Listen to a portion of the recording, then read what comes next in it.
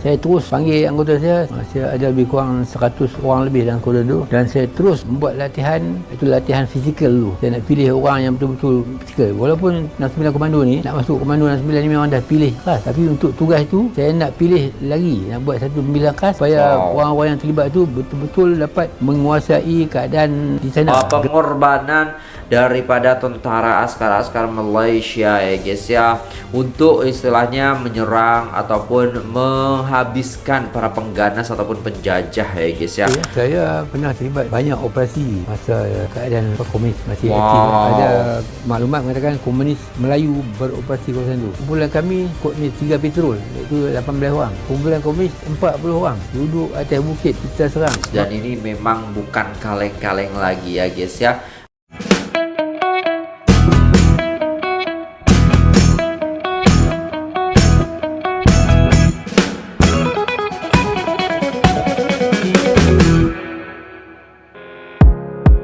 Assalamualaikum warahmatullahi wabarakatuh. Jumpa lagi dengan saya guys, Cak Mujib. Gimana kabar teman-teman semua? Semoga sehat selalu dalam lindungan Allah Subhanahu wa taala, dijauhkan dari segala mara bahaya, malapetaka, bencana dan bala serta berbagai macam penyakit. Amin amin ya rabbal alamin.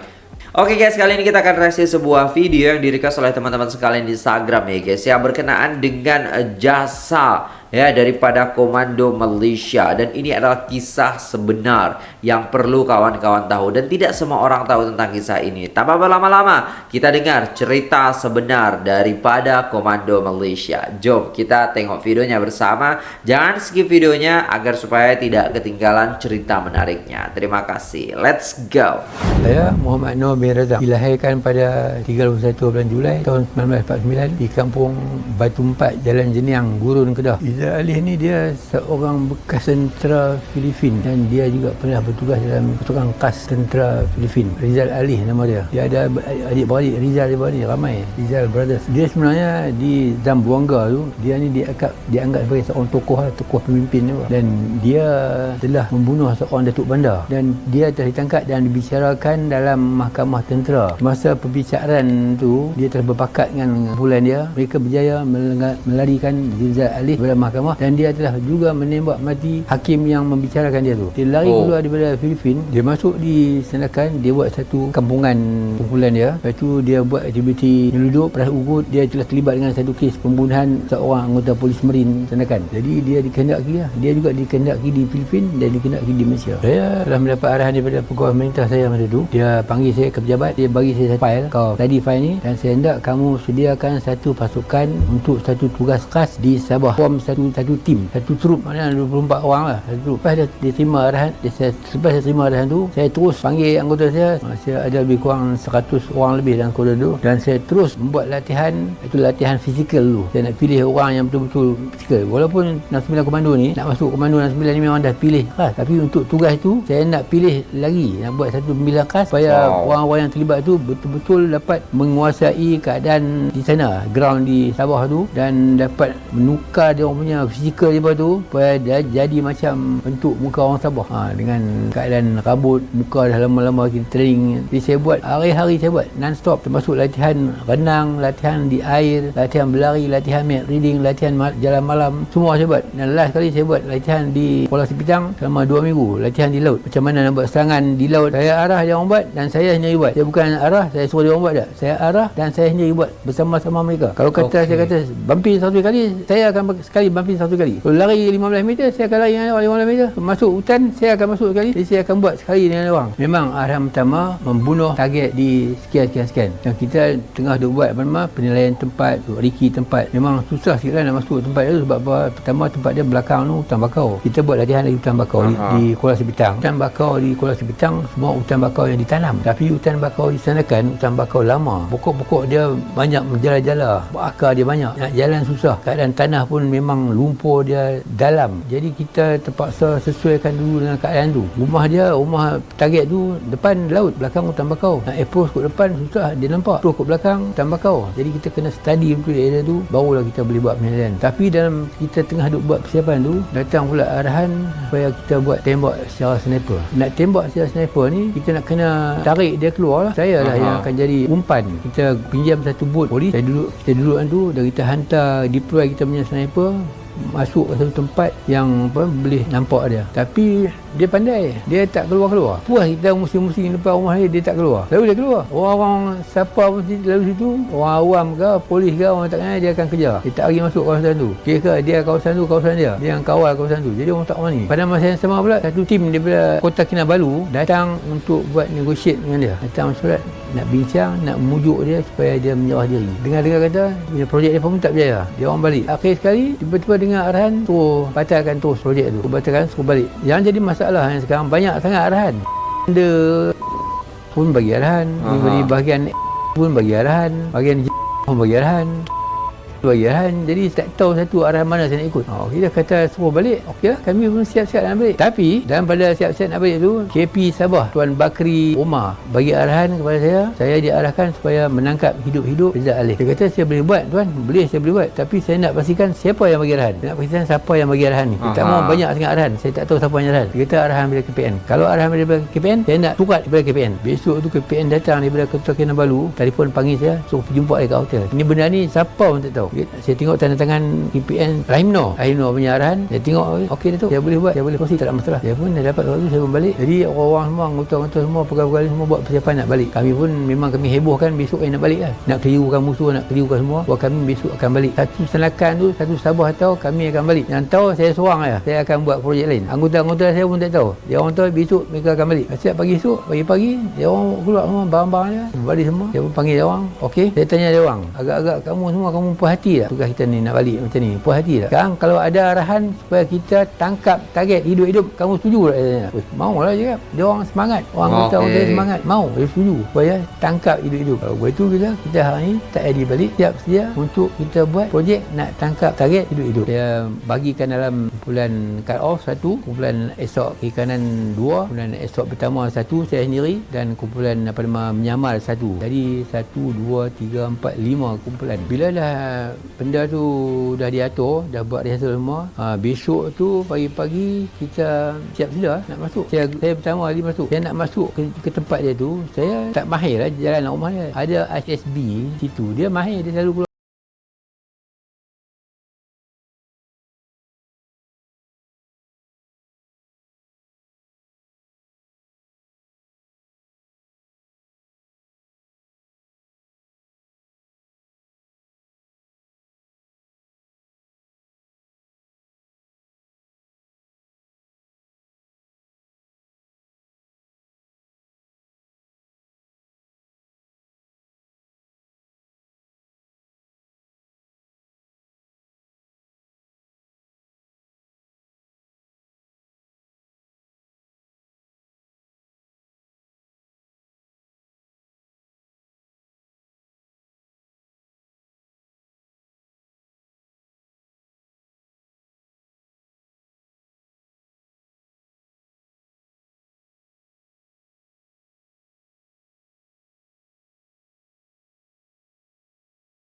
Dia duduk dia ni, saya mesti ada peranan dia cakap, mesti bodyguard lah. Jadi bila sembang lama, macam-macam topik lah dengan Rizal Alih tu, nak tarikkan tumpuan dia tu, dan nak meyakinkan dia bahawa kita bukan nak tangkap dia. Kami datang ni nak mengucapkan selamat tinggal, sebab kami dah nak balik Kuala Lumpur. Kita ucapkan supaya janganlah apa-apa berlaku lagi tu kan, jangan ganggu, jangan buat kacau je. Kami adalah sikit makanan, dia cakap nak bagi pada Cik Rizal dengan orang kampung sini. Padahal makanan tu kami buh dalam, bukan makanan pun, yang ditutup tu senjata. Jadi kalau saya kata, kalau Cik Rizal setuju, saya akan hantar makanan tu kalau mau. Okey, dia kata boleh hantar. Saya pun bagi tahu lah alamat. Hantar makanan tu maknanya boleh masuk lah grup tu. Yang grup tu akan sokong saya. Bila saya serang tangkap, grup tu dia akan sokong. Jadi bila dah dapat arahan masuk, grup tu masuk lah. Jadi bila bot tu merapat ke jeti rumah dia ingin tahu lah Rizal ni nak tengok apa benda. Dia pun bangun nak tengok tu, satu peluang untuk kita lah, kita boleh bertindak. Tapi masa tu pula ada budak kecil entah mari mana tu, Ali Baki ni yang saya suruh arah, dia suruh tolak Rizal Alih ni. Dia pandai, dia cekap, dia angkat budak tu, dia alih pelan-pelan belakang, terus dia tolak Rizal Alih. Bila jatuh Rizal Alih, dia menjerit tu, tembak lah, shoot lah, macam-macam kan, tembak, shoot, beritahu lah. Saya dalam masa tu, saya nampak orang tadi duk korek kuku tu, dia bangun terus, dia aim kat saya, senjata, dia keluar senjata, dia aim. Saya yang sampat, saya buat macam tu, saya down dia menyerap untuk mengejikkan target. Sebab saya tak jauh, sini ke situ ke tingkap tu, jauh, dekat. Dia orang target, tuki yang target, dia angkat aim, dia tembak terus saya saya sempat menyerap dan terasa macam peluru kena tapak tangan. Siap mana tu. Jadi saya pun terus ambil senjata saya pegang, terus tembak lah. Dalam masa yang duduk kelang keribut itu, satu lagi tembakan belah kiri saya. Saya tak dapat nak tengok lah, tapi ada tembakan di tapak tangan dan di kaki pendek tu. Tembak sini dan tembus kat sini. Jadi saya tak boleh nak buat apa, saya terpaksa terjun dalam perahu yang ada tepi tu. Bangun nak naik, tembakan bertalu-talu daripada atas, peluru dia jatuh dalam ke laut. Jadi grup yang sampai tadi, dia orang tak boleh nak naik sebab tembakan. Jadi terpaksa lah kita duduk situ dulu sementara, dan saya arahkan yang dua grup yang satu lagi tu supaya merapat ke belah kanan dan kiri, jauh sikit belah situ. Satu belah kiri saya Sajen Osman, belah kanan saya Tuan Manca, Kang KP Sarawak sekarang. Saya nampak dia dah naik, dia bagi kat thumbs up saya, dia kata okey, saya pun nampak dia naik. Barulah saya boleh tumpu kat depan Rizal Alih tu, duk bergelut lagi tu dengan Ali Baki dengan Teri, duk tangkap dia, duk pegang dia tu kuat. Si Rizal Alih ni orang yang kuat tau, bertenaga kuat. Sampai Ali Baki kata apa, tolong tuan, dia minta. Saya pun dah tengok tu, saya ambil pistol saya tu, saya pegang dia, hentak kepala dia kat sini. Sekali hentak terus diam, sekali ketuk lah ini apa nama pistol, apa nama saya punya pistol brownie tu.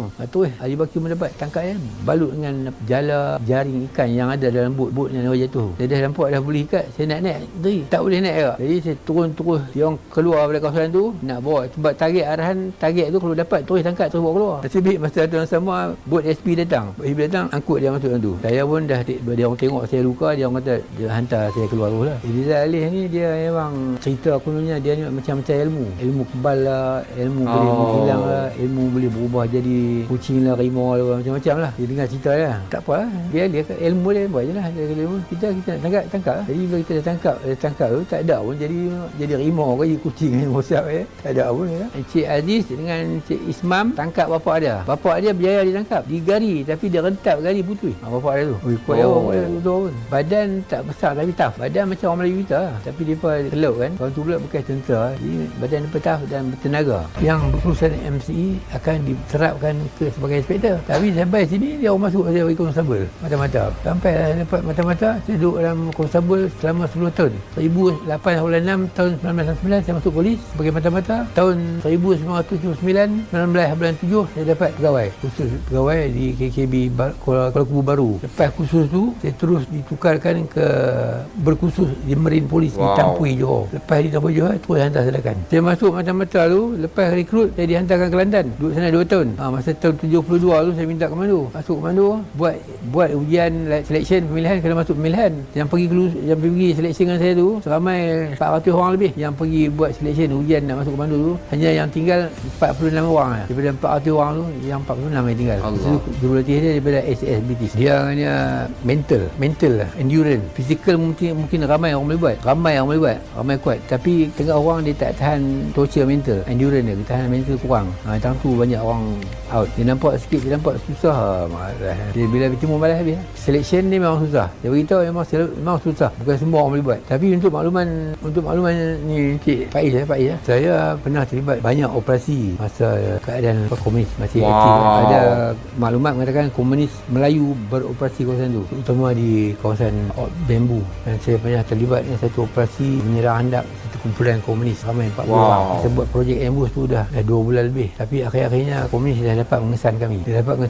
Dia pula pergi tempat lain ambush kami. Masa dia nak pergi ambush tu, projek tu masa tu arwah Zamri ada lagi lah. Projek tu dekat dengan sempadan Tai lah, tak jauh. Di sempadan Tai tu ada kamp dia yang besar. Yang buat tempat ambush tu tak jauh daripada kamp tu. Jadi kedudukan dia bahaya sikit lah. Kalau berlaku tembakan, bantuan dia lagi cepat. Jadi dah kami buat bulan kali tu dah 2 bulan lebih. Lama-lama komunis dia tahu, dia boleh kesan, dan dia pula keluar, dia pergi serang boatman yang bawa ration kami tu. Dia serang boatman tu hantar catuan kami, makanan kami. Dia serang boatman tu dan dia rampas semua makanan tu, dia bunuh boatman tu, dia lari orang tu, dia tunggu kami ambush. Jadi dah dapat maklumat tu, grup saya kedudukan di tempat ambush di atas tu dekat badan. Grup satu lagi ada dekat base, standby base. Grup ni lah yang pergi cari komunis yang serang boatman ni. Jumpa kesan dia bertembak, lama ya bertembak, sebab dia orang kedudukan di atas bukit, kumpulan kami kami kod ni 3 petrol, iaitu 18 orang. Kumpulan komunis 40 orang duduk atas bukit, kita serang. Memang kedudukan dia memang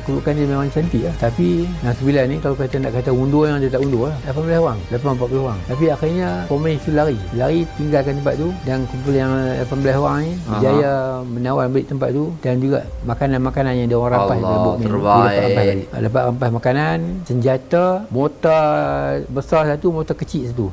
Dia buat tu untuk nak ambush kami yang akan balik, grup saya akan balik, dia akan serang. So, kalau tak jadi pertempuran tu, mungkin grup kami akan kena serang. Jadi masa dah berlaku pertempuran tu, arwah Zabri di standby base camp tu pergi nak membantu. Dah sampai sana, dah clear semua masalah itu. Masa dia nak berjalan balik tu, nak berjalan melangkah balik tu, 4-5 langkah dia terpijak ubi trap tu. Yang tu yang kaki dia sebelah hilang tu kaki tu, dengan dia punya ni luka sedar apa, dan dia mati di atas rusungan. Mengusung dia nak pergi ke helipad tu, dia mati sebab banyak darah keluar. Itulah kita saya terlibat dengan operasi tu. Op Ulang Zabri ni ambil sempena nama dia. Op Ulang Zabri kita buat bila komunis dah habis, dah semua serah menjarah. Semua tugas kita nak clearkan tempat-tempat komunis yang tanam ubi trap dan semua tu. Jadi kita buat balik track yang dilalui oleh arwah Zabri dulu. Ikut track tu lah kita yang sudah saya terlibat dengan dia. Jadi kita ikut balik track dia, ataupun mana-mana kawasan yang dia pergi, ataupun mana-mana kawasan yang ada komunis simpan tanam ubi trap. Tapi itu dia panggil Ops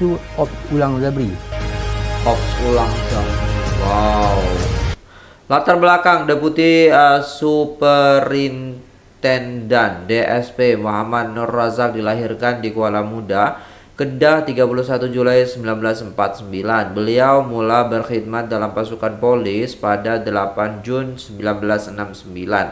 Sebagai konstabel dan menjalani latihan asas kepolisian di Pusat Latihan Polis Jalan Semarak, Kuala Lumpur. Beliau telah bersara wajib pada 31 Julai 2005. DSP Muhammad Nur dianugerahkan derjah kebesaran dan bintang terhormat Panglima Gagah Berani PGB adalah sebagai menghargai pengorbanan dan semangat perwira beliau ketika mengetahui OP Rambo 2 pada 24 Julai 1994 di Sabah. Operasi tersebut adalah bertujuan menghapuskan kumpulan pengganas pendatang asing tanpa izin warga Filipina yang diketuai oleh Rizal Akin. Oh, macam tuh.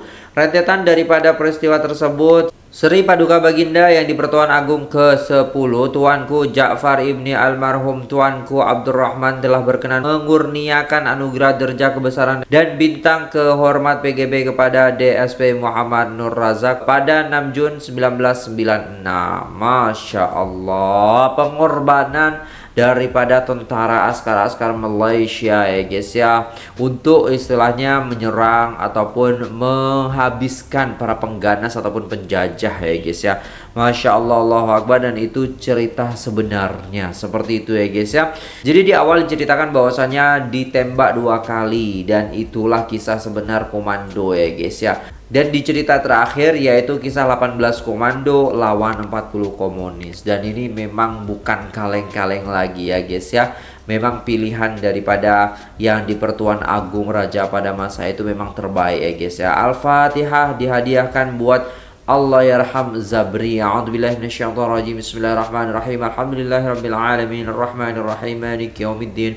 Iyyaka na'budu wa iyyaka nasta'in. Ihdinas siratal mustaqim, siratal ladzina an'amta 'alaihim ghairil maghdubi 'alaihim waladdallin. Amin. Masya Allah. Allahumma ighfir lahum warhamhum wa'afihim wa'fu anhum wa akrim nuzulahum wa wasi' madkhalahum waghsilhum bil ma'i wassalji wal barad wa naqqihim minal khataaya kama yunqqa thawbul abyadu minad danas.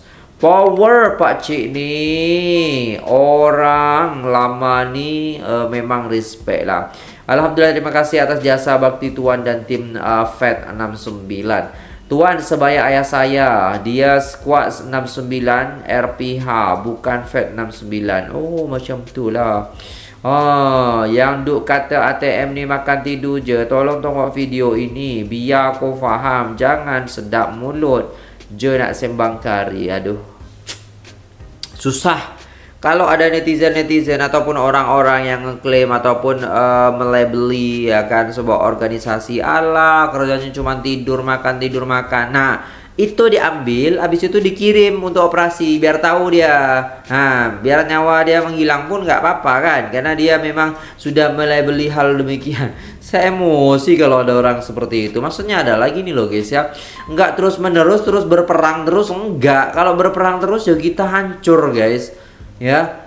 Dengan adanya istilahnya ATM ya, tentara, TNI, polisi ya kan, polisi Raja Malaysia dan lain sebagainya, itu untuk keamanan semata-mata. Jadi kalau ada operasi juga ada istilahnya misi, project ya, mereka kerjakan dengan istilahnya membangun tim. Enggak semuanya. Aduh, susah kalau orang kayak gini mau dibilang gimana ya guys ya. Oke, itu dulu videonya guys. Terima kasih sudah tengok video ini sampai selesai. Apabila ada salah kata mohon dimaafkan. Saya pamit undur diri. Wassalamualaikum warahmatullahi wabarakatuh.